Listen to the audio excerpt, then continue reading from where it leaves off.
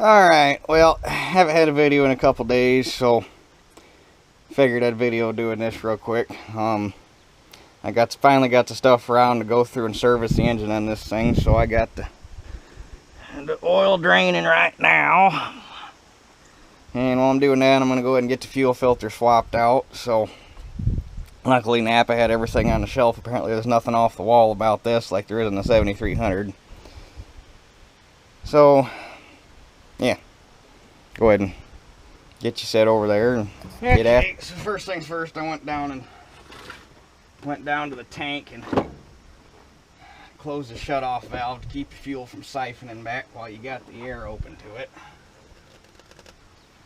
Now these filters, I don't know if I gotta crack the screw loose or if the bottom just turns.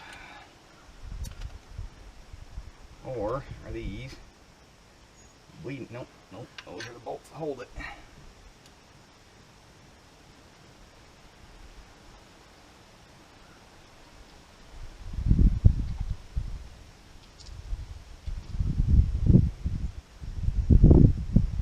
So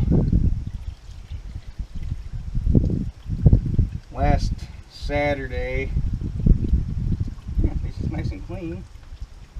Last Saturday, Dad and I did start working on the fuel tank, or on the grain tank on this thing. But I didn't have enough done to where I wanted to make a video of it yet. So I got footage of that going. Hopefully this Saturday we'll get it finished up, at least as far as the straightening goes. It's actually going pretty well, surprisingly, for how smashed up it was. It's coming out fairly easy. It's like it wants to go back straight, so got that going. Obviously I got the stuff to change the oil in it today. Yesterday I was looking around on eBay and found a set of mirrors for it that I liked. I was just going to originally call like Allstates or somebody that might have a used mirror off of this or off of one of these and just replace the one that got smashed. But I got to looking at that one, and the seal that holds the mirror in the housing is all like half gone, so there's not much holding the mirror left in that housing and everything. So I just found a set of nice stainless steel mirrors. They look exactly the same. The profile of the housing is the same, and they're still square on the corners, so the mirrors look exactly the same. They're just stainless instead of plastic with a white back. So those shipped yesterday. I got lucky. Somehow I got really lucky because I got two lights for my hazards on that side that got smashed. So I had to replace those, and yesterday while I was looking at them to get a part number off of them, I was looking at the ones on the back hood, and one of them's been broke and fixed with like Flex Seal or something. The housing was actually cracked. So I got on eBay again. I was on eBay and I punched in the part numbers, and there was a place over in Illinois, because the lights on this thing were made by a company called Dominion Automotive in Toronto, Canada. And there was a guy over in Illinois. The way it sounds is they're like a used like a new old stock automotive parts warehouse. Like that's what they do, is they find new old stock shit and resell it. And they had a lot of 6 brand new, still in the box, amber single-sided Dominion Automotive light housings, complete with the nuts and the rubber washers and everything, complete light.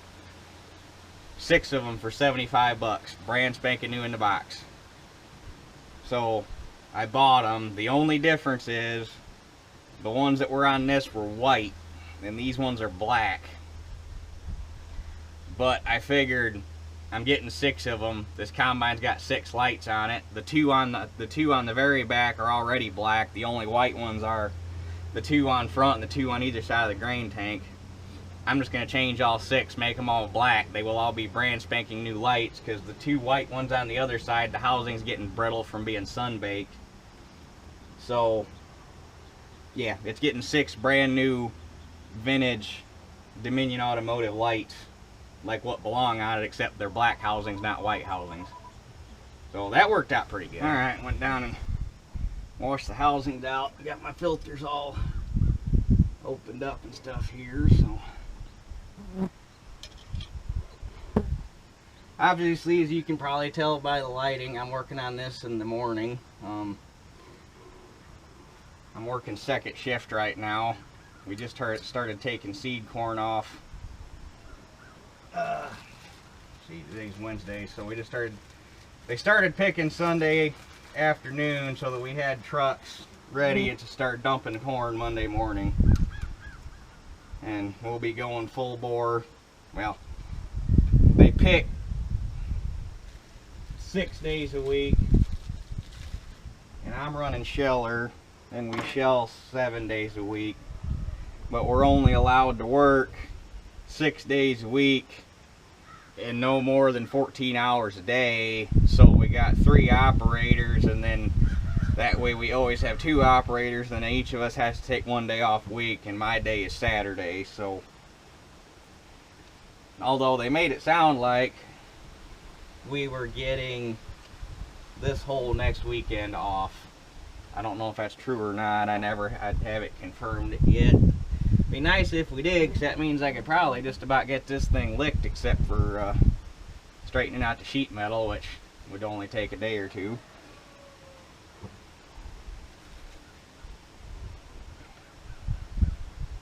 But I hate work. I hate second shift. Hate it with a passion. It is the most useless shift. Gonna be that guy. It's not bad getting used. Like third shift, it takes a minute for you to get your sleep schedule worked out, and then once you do, you're fine. But in second shift, you don't have that problem, because you're still pretty much working like a normal human being, but you just can't get shit done because of the time of day that everything works out at.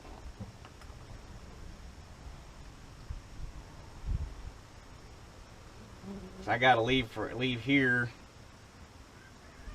at just a little after noon to make it to work on time.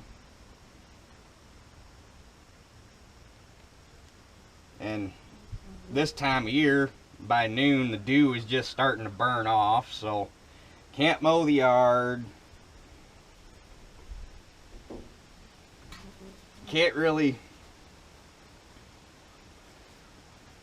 Right now mowing the yard's the only thing that screws me over on, which isn't really a big deal, except for if I can't mow it in the morning during the week, that means I gotta waste time on Saturday doing it. The big thing that second shift really screws you over on is in like 3-4 weeks, when I'm ready to start cutting beans. The beans are just getting dry enough to start cutting by the time you gotta pack up everything and head to work. So that kind of sucks. But we're bringing in a lot of dry corn, and it's moving along pretty swiftly for even just the 3rd day. So with any luck at all, this will be a quick harvest, and we will only work a partial weekend October before we drop shift work, and I can take time off and actually get a jump start on cutting beans.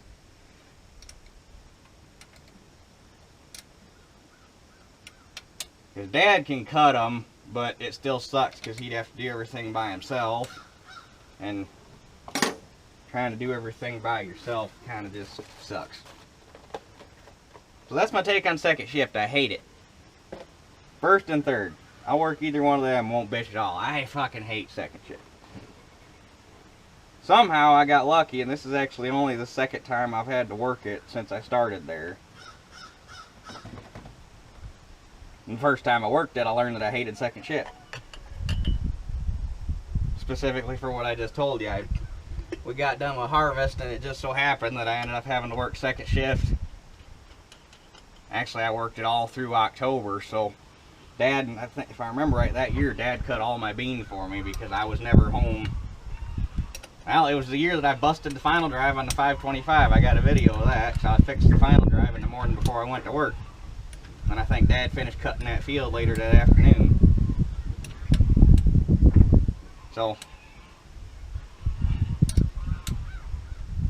guess you can't complain too much if you only had to work it twice in 4 years.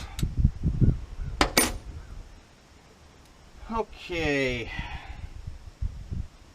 Now, that should be a bleeder screw, but I don't have a wrench to fit it, so I gotta go get me another wrench. Now you get to watch the ever boring part of priming this thing up. You just point that screw in a way where it's not gonna soak your ass. There's the fuel pump.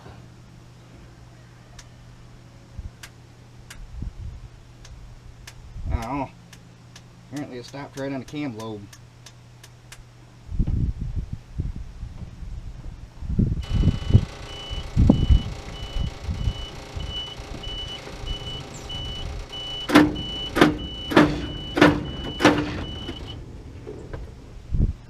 There. Hopefully I bumped it over enough. There we go. What are the odds?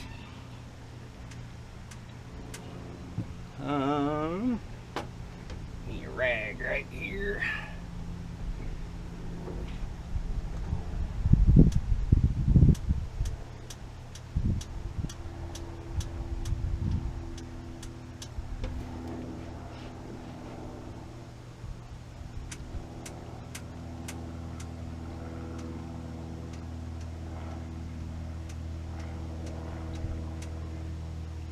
And I guess while we're on the subject of fuel systems, if anybody recalls, I was having an issue with the 7300 losing prime just sitting. But if I kept running it every day, it was fine. I think I got that problem figured out, which I was partially right. I thought it had something to do with the return lines for the injectors. And I thought it was the rubber lines. Well, I was kind of right. I got done cutting wheat and I brought it back over here a few weeks after. Actually, it was after I got done with 525. I brought the 7300 over here to service it, change the engine oil and stuff. And I popped the hood, and obviously the return lines on that 7300 are different. It returns off the #1 injector. This engine returns off of #3, but this injector top on that thing was wet and covered in wheat dust. Like, what the hell? So I get on it with a wrench. The damn banjo fitting on top of the injector was loose. And so I checked that one. I checked all 6 of them. They were all loose to some extent. So that's probably why it was losing prime. It was probably because all those banjo fittings were loose.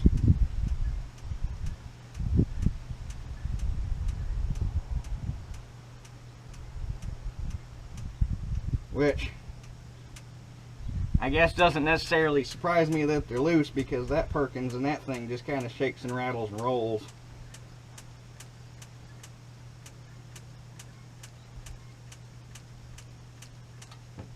Are we done yet? Alright. I should have just kept you on. It took like 10 more pumps and that thing primed up. Never fails. So, oil's just about done draining. I'm not looking forward to this part because that's a really piss poor spot to have the filter base on this thing. You got no place to get anything underneath it. This is probably going to make a mess. I need to go. That's tight and that's loose. So, looking at things upside down. Come on, get on there. Okay, I give up. How in the holy hell? You're supposed to get that filter out of there if you can't even get the damn filter wrench on it.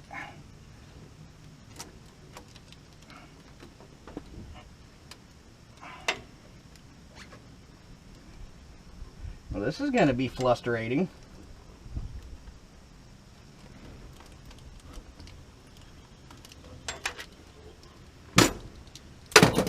We don't have the channel lock style.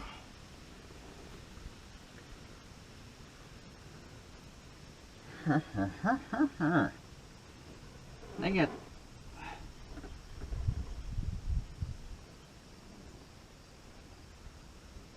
I'm guessing that's some sort of little baby oil cooler. As it comes in and out of the filter housing and into this guy, which has got to be some sort of oil cooler. I don't know what the hell else it'd be. Okay, I got it on there. You just got to hold your tongue right.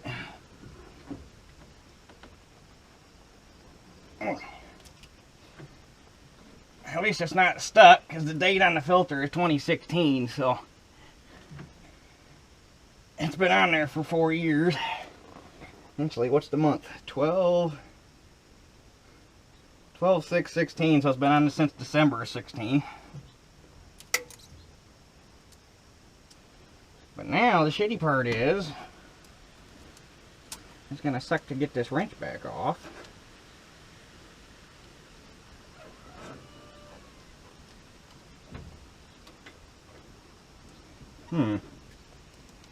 Well, son of a bitch.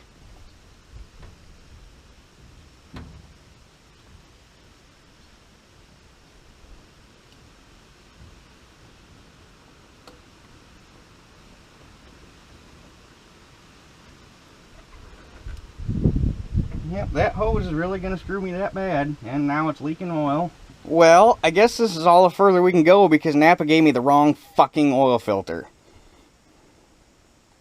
Literally gave them the AGCO number. All they had to do was cross it over to their filter.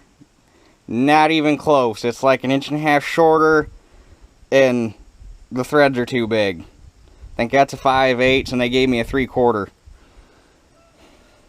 Stupid. How can you screw that up when you have the part number? And now it's too late for me to go get a new filter, still make it back here to get this thing put back together in time to get lunch and everything around to go to work. So now I'm screwed. So, anyway. Alright, well, this is the first time it's ever taken me 24 hours to do an oil change. But we got her done. I guess that filter might partially be my fault because I didn't look at the receipt. He had the right filter number on the receipt, but he pulled the wrong one off the shelf, so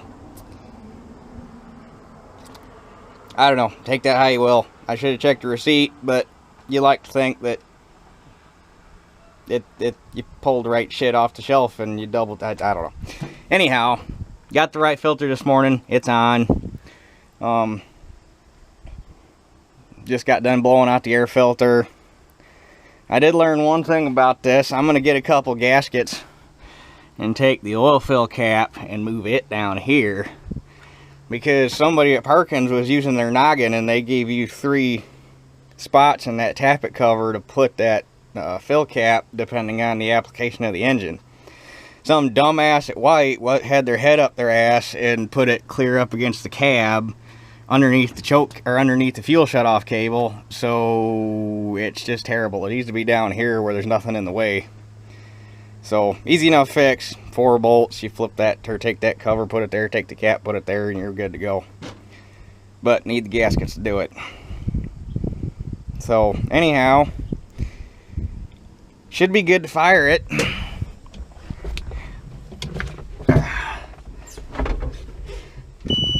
Hopefully it still has prime.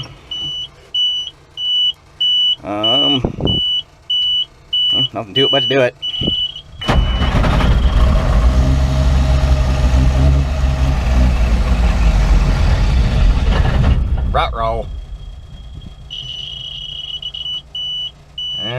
on, baby.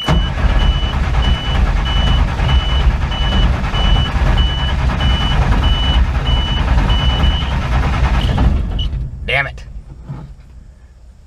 Apparently she just kind of lost prime sitting overnight without being primed all the way up starting. So I'm gonna have to start over. Well, I forgot to hit the start button when I started the motor, but it's running now.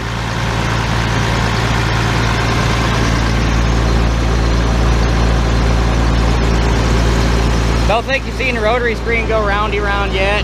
That one's obviously a little tweaked, but need to find a different one anyhow.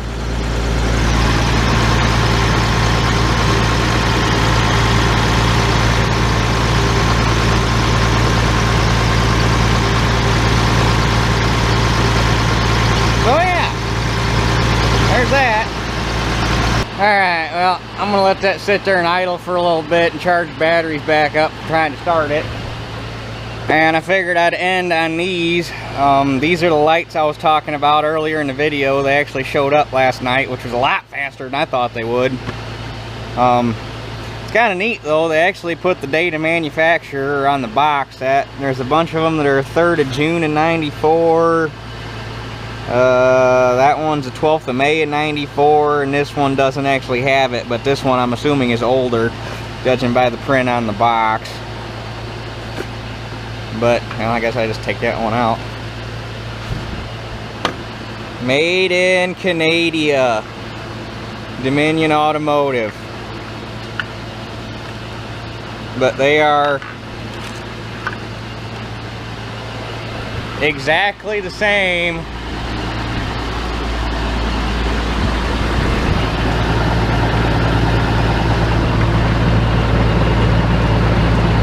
It's just, these are black. And the other thing, these are actually set up to be snowplow lights. They got a long stud and this base thing.